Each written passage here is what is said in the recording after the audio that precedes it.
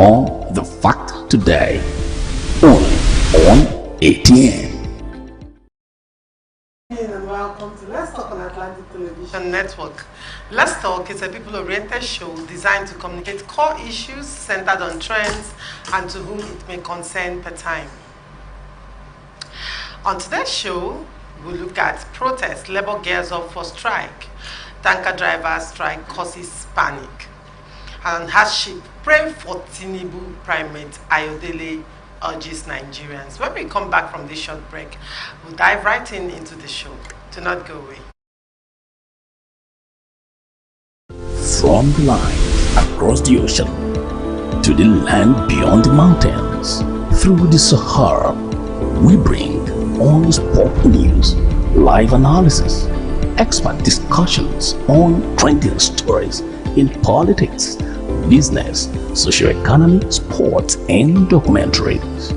So catch all the updates on the happenings around the globe.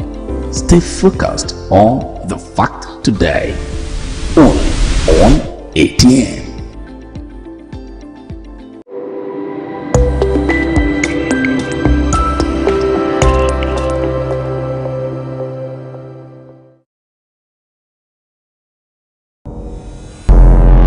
Every day, our lives are changed by history. We are one people, all of us. Leaders, politics, Nobody's ambition is what they blood. I have fought very firmly. natural occurrence, war, and the world economy. I belong to everybody and I belong to nobody. ATN covers it all on ATN Politics today.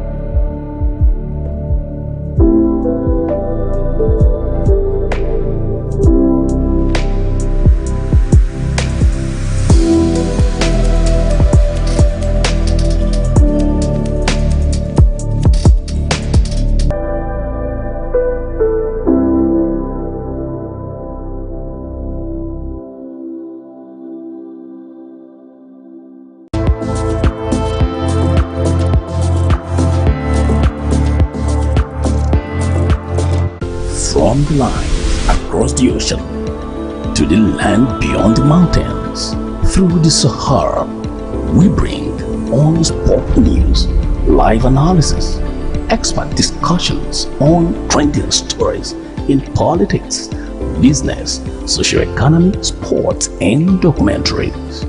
So catch all the updates on the happenings on ATN. Welcome back. With me on the show today is Pat Obiene, a social-political analyst. Good evening, Mr. Pat. Thank you, Juma, for inviting me. Thank you. It's always a pleasure. And I have also with me Comrade Obozo Chuba, a Niger Delta public affairs analyst. Thank you. Welcome, sir. Thank you. Okay. On to the story. The organized labor on Monday began mobilizing its members for a nationwide protest slated for February 27th and 28th over the cost of living crisis in the country. Sources in the leadership of Nigeria Labour Congress told our correspondents that the National Executive Council met via Zoom on Friday, February 16th, to review the resolution of the National Action Council of the NLC and the Trade Union Congress vis-a-vis organized labor agreement with the federal government. Rising from the crucial meeting, the labor union's sources said agreed to demand the implementation of the agreement with the federal government without further delay. The NLC at its Zoom meeting held on Friday, February 16, 2024, resolved in line with the resolution of the NAC of NLC and that of TUC, which demands that the agreements between the leadership of the two labor centers and government be implemented without further delay, a source said. The federal government's failure to fulfill its promises after the 14-day ultimatum by Labour, according to sources, will be met with two-day nationwide protest, already slated for February 27th and 28th. The head of information of NLC, Benson Oba, who confirmed the resolution of the meeting, told our correspondent on the phone that NLC affiliates were being mobilized for protests, just as state chapters of the Congress vowed to join the nationwide demonstration. Oba told the press that the protest would be held as planned and agreed at the meeting. In same vein, NATO members raised concern over the high cost of diesel required to power their trucks to transport petroleum products across the country. The federal government had ordered oil marketers to negotiate with NATO to avert tanker drivers' planned suspension of operations. It was learned that oil marketers and the officials of NATO met about 6 times between Saturday and Sunday following the declaration of the petroleum products transporters to halt operations.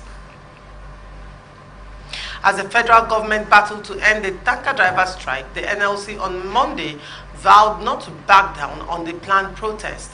The NLC's national president, Joe Ajaero, said last week that the protest will begin a week after the expiration of the 14-day ultimatum it issued to the federal government, which will expire on February 23rd. The organized labor lamented that millions of Nigerian workers were facing hunger, erosion of purchasing power, and insecurity due to reforms that drove up inflation.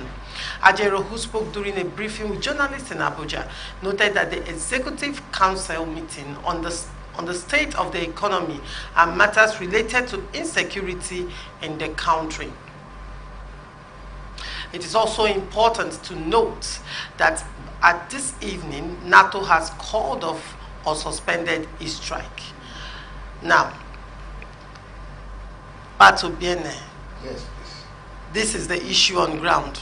Labour is going on strike on the 27th and on the 28th. And shortly before we came online, I put a call through to one of the executive members, at least the Rivers State executive members, and he confirmed that they are not backing down of the truth and the strike would have to hold. Now, what's your take on the whole issue? The people, from the feedback, a lot of people are skeptical about Labour going through with the strike. Now, do you think that Labour will go through with this strike this time around? Well, I find it difficult to believe or accept that they have the determination or the willpower to start and sustain the strike. Reasons are clear that since May 29, last year, President Tinubu, without careful thinking and planning, announced that subsidy is gone. Labour had countless of meetings with the federal government leadership. I recall clearly, if you also recall, in one of such meetings, I think before even the December period, Judge Johnson came out and told Nigerians that they went into a meeting where the federal government representatives became hostile, that for minutes they were seated, nobody spoke to each other. I don't know if you recall that incident. Mm-hmm. And that was the height of embarrassment. Following that incident, Labour decided to demand that this time around they won't be talking with delegates, that they want to sit with President Tinubu. Some of us agreed. Because if you take a careful study of all that has been happening, even over years, this idea of always delegating people whose ultimate interest is to politic, in other words, they find it difficult to give, provide reliable feedback system to the president. So for once, he has a better understanding of what the issues are. So it's necessary now to deal with the king directly, so to speak. But that on one hand, another challenge I can see is that, and don't forget, in all of these meetings, this is not the first time. Labour will always accompany it with this kind of subtle threats that if you don't do this at this time, this is what we will do. We will all be waiting desperately, and before you know it, they come and they will smiling. Sometimes you find them smiling after each of these meetings. So then the other thing I wanted to point out quickly is, I had observed everybody wants to be quick, say, Oshimole Day is fine if you being a student of the Nigerian crisis. Then under Chief Olusegun Obasanjo, we hadn't Labour as a political party, right? They stood out clearly as leadership of, or an embodiment of Nigerian workers. So Oshimole had all the support because there was no inclination, there was no attachment to any political platform. But time has changed, conditions have changed. For the first time in Israel and Nigeria, you now have the Labour Party. And commonsensically, everybody have this strong belief that the Nigerian Labour Congress is an offshoot of the Labour Party in Nigeria. And therefore, anytime they will have to sit with the APC-led federal government, there is already this bad blood, this suspicion, this unfounded fear, that even if I agree to go into negotiations with you, the ulterior motive will be to prosecute the interest of Labour Party, not NLC in quotes, or the interest of worker. In other words, you appear on the surface, yes, I'm talking to Nigerian Labour Congress. Isn't that unfounded and hypothetical, because none of the executives of Nigerian Labour Congress appear to be card-carrying members of Labour Party? Well, that's what I said on the face value. Don't forget, build up to the elections, the same NLC will have reports of their division. What do you think was responsible for what was that fellow's name now? Some of them hadn't gone to court. You can't, it's difficult to divorce that element. One way or the other, they have inclinations. So Because of the nomenclature. Yes, because that's part of what is creating the hostility. Why it appears the APC-led federal government is hostile. But the government and Labour they've never been bedmates. That's what I'm saying. No, but even in the days of Oshomola, they've never been bedmates. If you do a sharp comparison, it was only Oshimole for the first time the federal government they got them to implement how much is it, the 18,000 minimum wage without much ado. This time around, why are they being foot dragging? Well, they will have that. This point needs to be taken seriously. Okay. There is that suspicion because of the advent of Labour Party. There is strong suspicion that those of them who carry on as leadership of the NLC will the underneath intention or motive is to prosecute the interests of Labour Party. But let's take it beyond that.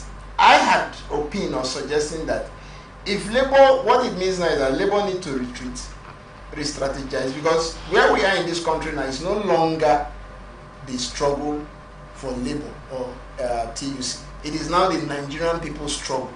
So it appears there is urgent need to re-strategize the platform, not appearing only as NLC and TUC. Probably, if that happens, we would have had an advantage over the federal government leadership and bend the hand of the government to listen to what the people are saying. That's my humble opinion. Okay. Mr. Chuba, over to you. It's a funny discourse anyways, but I really do not get to understand properly or clearly where my part of being is coming from when it talks about the coloration of Labour Party in respect to the Nigerian Labour Congress. Why is that so? It's simple because this Labour, what's it called NLC or TUC, they have been bedmates with the federal government since the advent of the APC government. The last time we saw a Labour Party or an NLC that was functional was only when we saw the protest of 2012. We saw a very proactive labor union, seemingly proactive, because at the time, people like us, we understood the mathematics behind the so-called protest at the time, because that time, what we considered that led to that protest, which was the removal of subsidy, by a government that was seemingly transparent and clear with its agenda, under the very watchful eyes of people that were professionals in what they were doing, politicians. Some persons, like the coordinating minister at that time, Dr. Ngozi Okonjo-Iweala, she was called in as a professional with high repute, and the issues were clear. This subsidy, we do not even understand it at all. As many Nigerians opine that this subsidy does not in any way exist, we consciously want to remove it. We don't want to pay subsidy anymore. Do not forget, this present administration and the previous administration, with the Nigerian Labour Congress at the time under the Abiba, whoever led a Labour Congress, led a very full and fearsome protest at the time against that government. Do not forget, in case people are forgetting, that it was at the cost of that protest that the mother of the coordinating minister was kidnapped. And the day the subsidy payment of about $1 billion that was being asked as ransom was made available by government, the mother came back to the house on a bike. Since that time up until now, the labor union have been completely docile. There has been a seeming resolution of that labor union under George. But I must say that I agree completely with Pat when he says that the labor today does not have all the powers that he usually used to have in the Shomole days. And how does that, and what do I mean by that?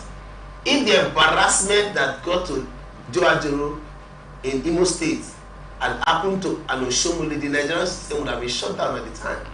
But obviously it was not shut down because, like Pat will say, there is a party affiliation, there are people that become moves, it's more like a political arrangement thing. And I do not see what a protest from the NLC or TUC can really bring, the much it can achieve, even if they dare to try to protest.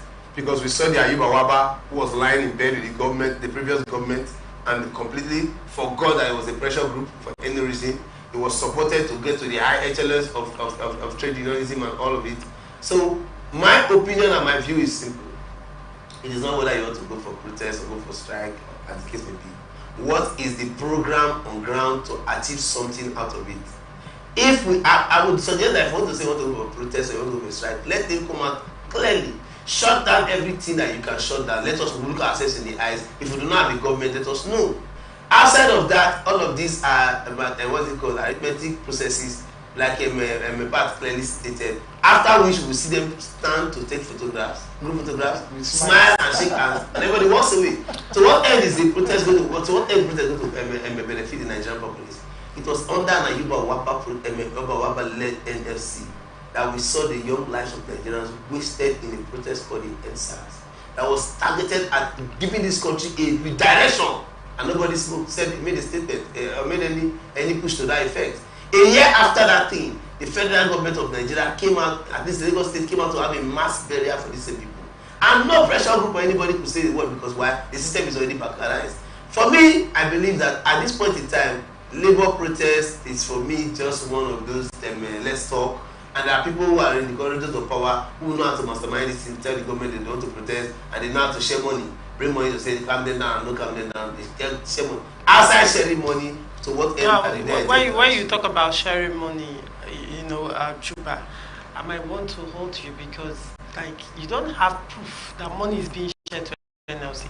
But then you also raised the point, you said that the protests may not achieve much. You were questioning the efficacy of the protest. But if you notice, now that a date has been fixed for the protest, federal governments have started paying, arrears of the minimum wage, which are, even though they've paid 1 month and they've not paid other months, but ordinarily the federal government perhaps wouldn't have made that move if not for the threat. Even under a military regime, we saw the NLC that was alive and vibrant. It was Obasanjo that broke it into NLC, TUC to weaken the powers because he saw to it that these people can cripple any economy at any given instance. And upon that strength, it was broken. What we are saying, what is the genuinity of the people that are parading themselves or are fronting this interest of the protest? And when you want to front this interest of the protest, to what end is this protest going to achieve? Now, whether we accept it or not, like I said clearly, and you uttered me, was trying to ask me a question and I laughed. How can people die or people, listen, today we are buying a liter of fuel for 720 naira. It's not even available. And NSC is equally trying to go and dress the bed before they start talking about protest. This is not a Nigerian movement. We're a union which have been activists for years. We are talking about a country that is completely nosediving. Sit on a kind of gunpowder, just everybody sitting, folding their arms, and we are pretending that nothing is going on. Well, as we speak today, people will be parking their cars as the day by. The Capitol is one of the most respected press media houses, who gave us the information since last week Thursday that a liter of fuel cost of a liter of fuel to Nigeria right now is 1,000 naira. We are pretending that we are not seeing it. Today, Takoda was saying they want to go on strike. Today, we are seeing the cost of petrol skyrocketing, and there's a labor who is telling us that they are addressing the bed, making plans with about to drop. Where we know what labor, what it is ought to be, and used to be before now. A directive is given, people comply because they are all feeling the brunt. We are hearing about pockets of protest. Some people are protesting in Ibadan, some are protesting in Lagos, some are protesting in Abuja. At this point in time, this is the anger. Let us face the reality. We are having a Lilliputian set of labor leaders today. Whether they are saying it or not, with all due respect to them, still companies that they are, I must tell you that they are not doing enough in respect to the Nigerian, to the interests of the Nigerian people. I just think it's very important we look at these things critically, because we must be concerned about the next generation. As Nigerians, I'm talking to Nigerians, we should try as much as possible not to think like the average Nigerian politicians. Preoccupation is to think about the next election. When all over the world great men are known to think about the next generation other than the next election. That's why you find days ago somebody will come down here while in the face of this kind of artificial suffering, he's talking about he wishes that tomorrow is 2027. And if the people accept that kind of values, I tell you, it will be a million mile to get close to solutions. Now, first of all, you refer to agreements. What are these agreements? For crying out loud, NLC is a corporate body. TUC is a corporate body. The government itself represents a corporate entity. Now, I want to say this because this option of protest, can't the NLC, if actually these agreements carry any form of value or some element of credibility, can they approach the law courts? From my minimum knowledge of the law, I know there are special orders that are designed with the instrumentality of the law to force authorities, individuals, corporate executives, ministries, to either stop doing something or must do something. There are special orders like that. Has there been history of the federal government, yes, and even some parastatals, yes, of government obeying judicial injunction? Fine, good, I'm happy. So has it been obeyed even in time past? So these are the issues. In more serious societies, so what's the guarantee that if NLC goes to court and the court gives an injunction that the federal government will obey? I'm glad you're quick to raise this dimension of the argument. So you see, so it means that your protest, like Juba was looking at, the basis for the value shouldn't just be increase my salary. There are a whole lot of fundamental issues that needs to be addressed. Basically, this was 2018. You remember the yellow vest protest in France under the young president Emmanuel Macron. It was this same central fear. That protest lasted over a year. At the peak of that protest, Emmanuel Macron did not only address the issue of fuel scarcity, he went ahead to increase salaries.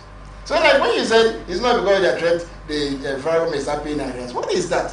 That's an inherent duty. That's a duty you owe. So, referring to the judiciary, that's like a discussion for another day. But in more serious societies, where serious people and serious government take serious issues seriously, that is one ingredient that must be part of these negotiations. That as Nigerian workers, we can no longer accept a situation where the judiciary, the quality, dignity and discipline is fast eroding. We can no longer accept it. Because on one hand, you hear the government saying, we want investors, enabling environment, we need peace. The average investor, the first thing he looks out for in any developed society is your legal system, the predictability of your laws. So it is one aspect. If you go check the, what do you call it, the ILO, International Labour Organization Standards, you find out that from the philosophy of labor movement, it's not just salaries.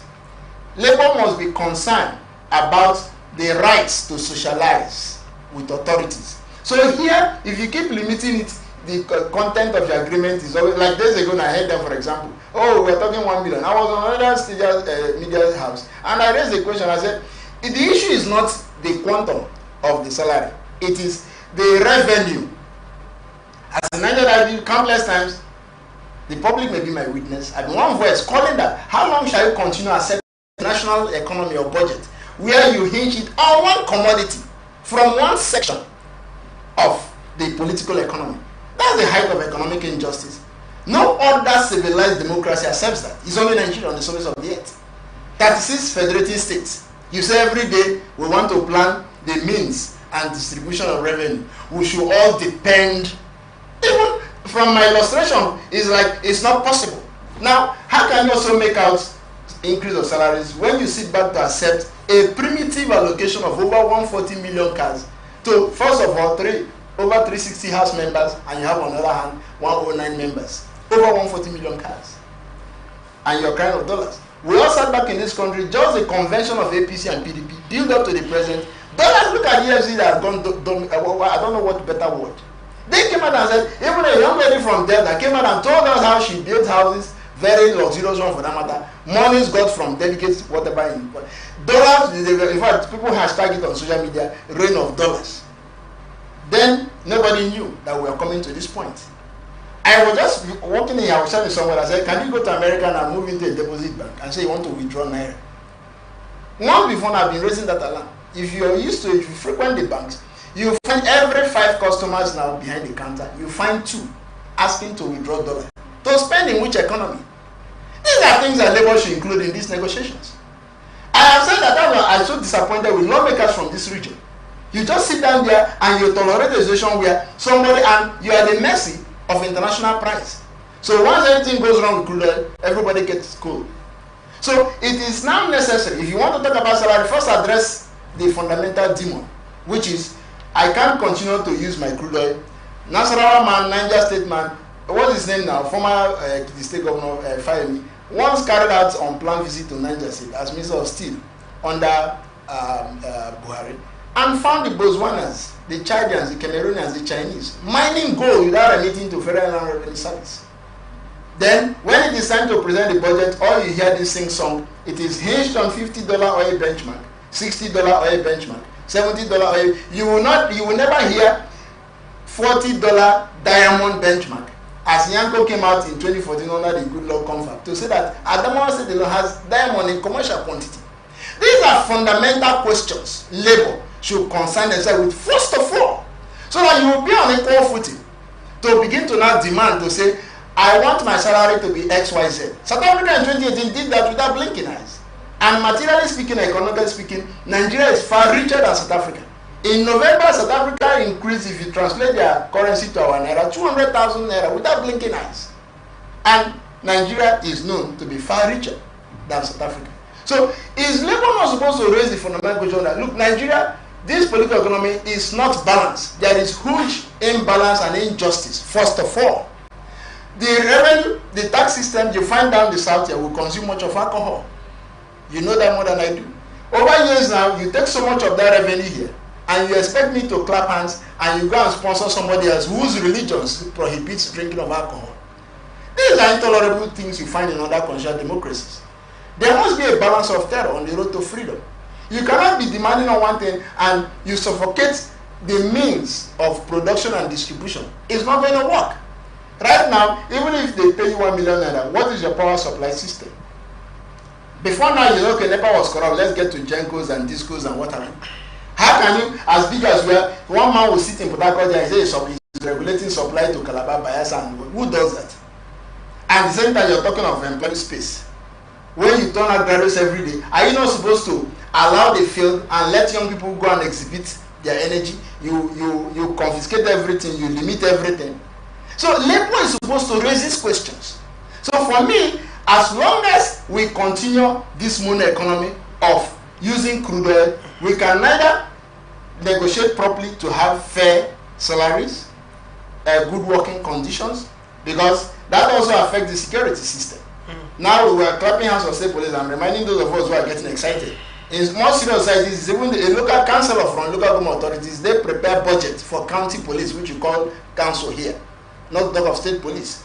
So here you want to depend on still a central command. Somebody stays in Abuja to prepare budget. So first of all, Labour needs to rejig or resurrect these fundamental revenue resource sharing formulas. Okay. Once we're able to deal with that evil, then we would have been on equal footing to make right demands. Right now, that's why if you tolerate a situation where Abuja collects 87 from whatever it generated and does nothing, if you ask me, that's why somebody, politician, the way so comfortable.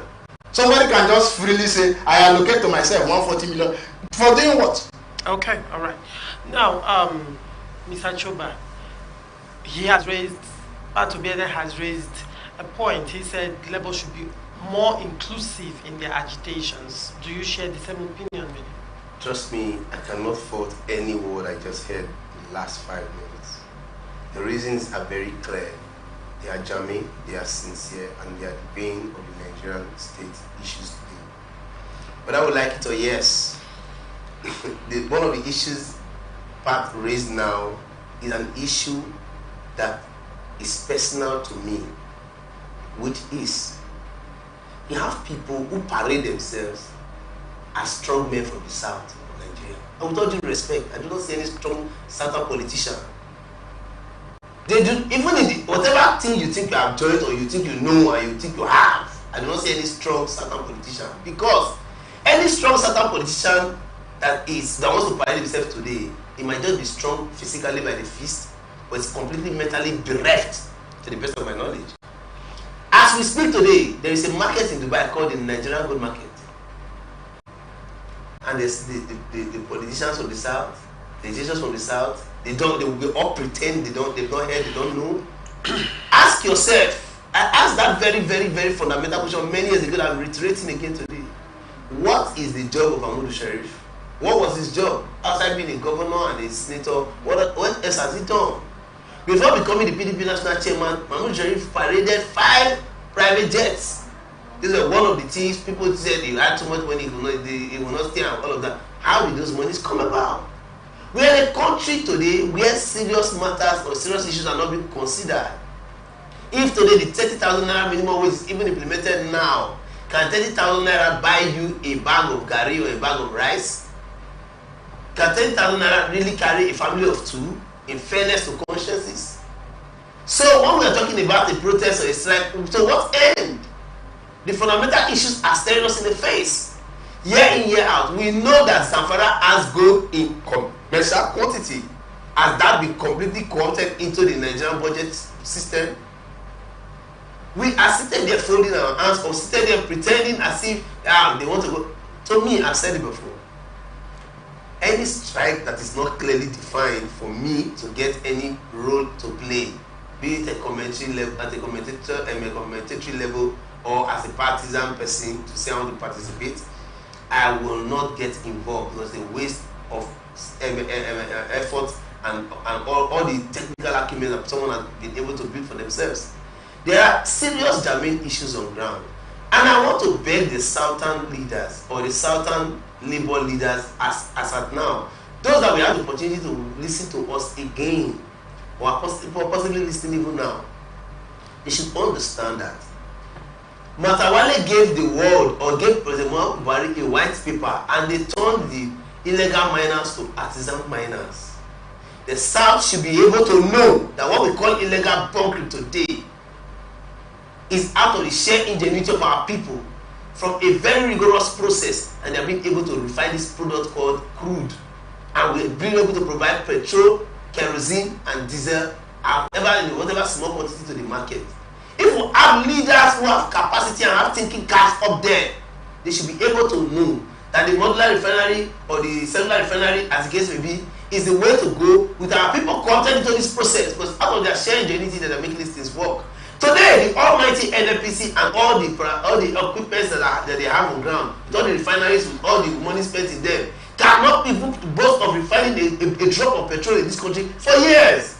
And now we are talking about a landing cost at the cost of 1,000 naira, and people do not still see it to know that this is a time where we have to call a spade a spade. The country should be shut down. Let us see what is happening. Everybody to sit down at home or gather on the market square and let's discuss. If we cannot function again as a country, then let us think of other measures. Because when all this matters to say we're going for a protest just to make it's just for me, it's a show. And I make more to say. Most of these protests and threats about these protests Protests that do not bring in anything. At the end of the day, some people are satisfied and gratified financially or by other means. I saw Adeyi Baba as a person. I'm making bold statement. I grew through the process, through the rounds, as I grew. They were only just frolicking with the government, and nothing had happened. Look at how much is our minimum wage, and look at all that is up until now. Look at the state of this in the country, and we are preempting government for a week. We are talking about the protest. It is very, very disheartening, and it is necessary and most important that every Nigerian must understand that the road to where we want to get to is so far because we allow this election to erode us, and we have gathered. In short, I would not want to use some statements, but trust me, it's a gathering of urchins, and it is a very difficult one. Talking about, we don't really need NLC to champion. Right now, it's 2 days counting in Ibadan. What had ignited that protest? No. While in my opening lines, if you recall, I told you that where we are now is not longer a question of NLC in quotes or TUC. Okay. It is the struggle of the people of Nigeria. Right. Struggle of survival. Yes. Therefore, the people need to come together at whatever level you can. It's like the Martin Luther 200,000 march on Washington, right? You got the likes of Mandela at a point. Late Bishop Desmond Tutu brought the pulpit to the streets. Martin Luther himself did that. So it is. We are at a point where it is the people's movement. Now, it is not true in a federal system that every state must pay the same salary. There's in elementary economy, there's something called comparative advantage. That is what we have in Nigeria. So when you say minimum wage, as a government, your duty is just to regulate. When you say minimum, it means that sit up there and oversee to ensure that whatever is the advantage of a particular state, the payment should not go below this. Not you, the same person that wants to regulate, you're the same person struggling to control the revenue from that place. And all you want to do with that revenue is to use it to prosecute the next election, not the human capital development of that area. So first of all, let us deal with the imbalance, the unjust political economy that will allow the various states so that everybody now goes back and fix his own price, but not below the minimum wage as planned by regulation. That is what I think is most important right now. Okay. Quickly, gentlemen, we need to touch up on the last story. Nigerian cleric primate Elijah Ayodele has urged Nigerians to pray for President Tinubu and his ministers, saying they seem confused about the current situation of the country. In a statement signed by his media head Osho Oluwatosin, Primate Ayodele revealed that it is possible the economy will shut down in the next 2 weeks if there is no solution to the current crisis happening in the country. The prophet stated that instead of cursing leaders and protesting against them, it organized prayers for them in order to have the wisdom to turn the situation around for Nigerians. The cleric mentioned that the causes will only make the situation worse instead of getting better. Therefore, prayers should be done on their behalf in order to save Nigerians from this hardship. Now, that's the cleric coming out to say, yet again, pray for the president. And he's saying causing President Tinubu and those in power will not solve anything.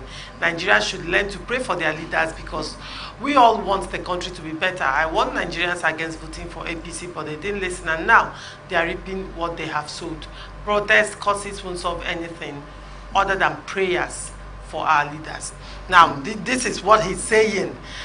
Pray for Tinubu, pray for the leaders of the country so that they will have wisdom to navigate this ship that appears to, be tossed about by the waves. Let me start with you, Pato, Chuba. What do you have to say? Do you think prayer is the way to go right now? Look, in everything I do, I pray. But there's no way you can pray without thinking. And the Bible clearly says, faith without work is dead. I want to ask a very simple and very clear question. I wanted to ask, but I think equally in the press statement, it was equally observed when he said, "We warn Nigerians against voting for APC." Now the truth remains what it is. I am vexed when people say Nigerians voted for APC, because when Pat was speaking, particularly talked about the lawmakers trying, the NLC trying to ensure, what's it called, infuse the legal, the legislature, what's it called, infuse the judiciary into this whole issue, take issues to court and all of that. We've seen how the court has acted and treated the Nigerian state for over this period of time. Today, as we speak today, nobody knows it. No Nigerian can come out to be the state. Be you a professor of law, be you a son of even from anywhere, nobody can come to tell me the state of Abuja today. Abuja is like every other state by the judgment we have had. Today, forgery is like every other. It's just like it's possibly not even a crime as it is today in the Nigerian state. We have seen judgments, pictorial of them in sequences. So whether we accept it or not, the truth is we must pray, no doubt about it. But in the course of prayer, we need to take action. We need to act. And I beg everybody, like Pat said, if there's anything you can do, get it done now. One of the things I tell people, and I said to the sister station today, I said, it is high time every ingenious Nigerian in the electrical department, in the mechanical department, put on their taking caps, begin to do things, and see how well they can equally be able to manufacture things or devices that would be, what's it called, easily purchased by Nigerians. Ask yourself, we have a choking quantum of sunlight for the past how many days? The entire country is almost burning by natural heat, on top of the economic crunch that we face as a people. Yet, nothing is being done to it. And somebody comes out and beats their hands on the chest, I'm a professor of electrical engineering, I'm a professor of mechanical engineering, I'm a professor of petroleum engineering. To what end? When you cannot refine what locals who never went to school can refine in a very funny manner. And we did a press release for the former governor of this state in 2021, on the 4th of January to be precise, when he was talking about arresting people, making painting them black, talking about how he wanted to stop this or stop that. We made him understand. Why don't you take a cue from the Matawale white paper and do a wiki white paper on the aspect of petroleum and resources, and see to it that these people's ingenuity, we can bring in professionals to manage it, because their activities to aquatic life and to the ecosystem is dangerous. But let's see how we can manage it in the best possible way, and if possible, provide the product at least for our own consumption, our local state. Even if we start from the 5 Nigerian Delta state, let's take it from there as a people who can think. But people groundstood, show their powers, and this is where we are today. Talking about praying for leaders, talking about praying for the president and the ministers. Whom are we really going to pray for? Look, we cannot put on a dark shade and a dark shade in a dark room, and you want to see clearly. How is it prayer? Okay, you want to pray to remove the dark shade and you want to open the blind eye. The obvious is this is a gathering of funny characters. Look at from let us call this spade. Let us estray the Tinubu economic team. Estray the Tinubu from Mr. President to the minister one by one. Who can you really pinpoint and say this person is a complete technocrat and a someone that has a track record that we can applaud, that we are expecting something tangible from? These are people who have mafioso characters. We are seeing people that are creating problems in states. All of them are in the government, and look, until we call a spade.